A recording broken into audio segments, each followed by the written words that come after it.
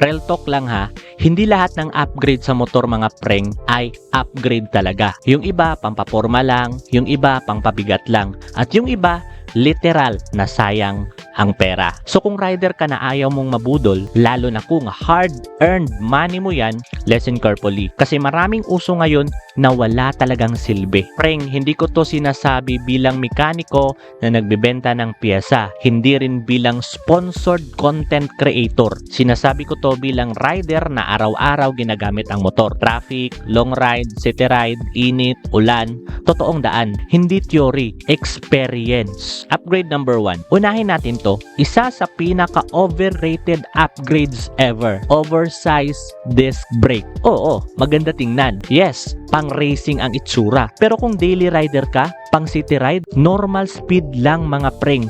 Hindi mo ginagamit kahit kalahati ng capability niyan. Mas mabigat, mas mahal ang maintenance. At minsan pa, hindi balance ang braking system mo. Kaya preng, upgrade na walang balance is downgrade. Upgrade number 2.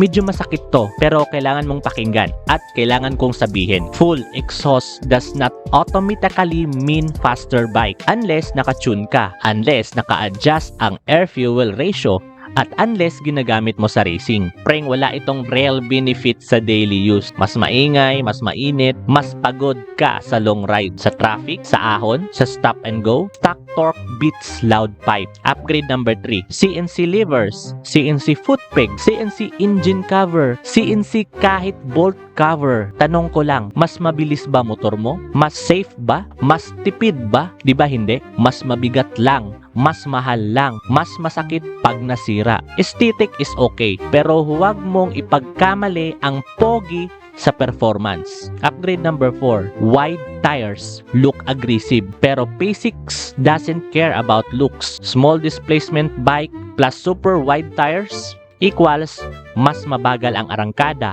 mas hirap ilin, mas malakas sa gas.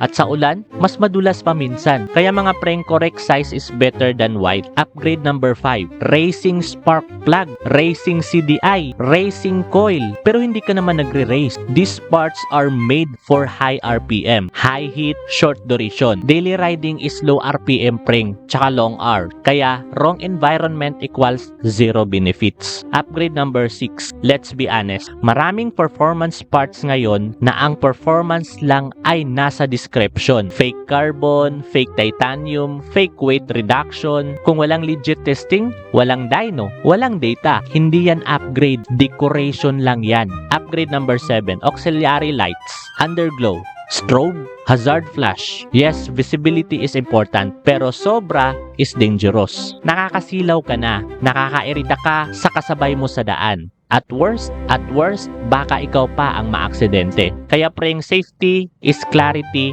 not chaos. Upgrade number 8. Isa pa to mga preng. Cheap rear shock na pang racing daw. Pero walang proper damping, walang adjustment, walang testing.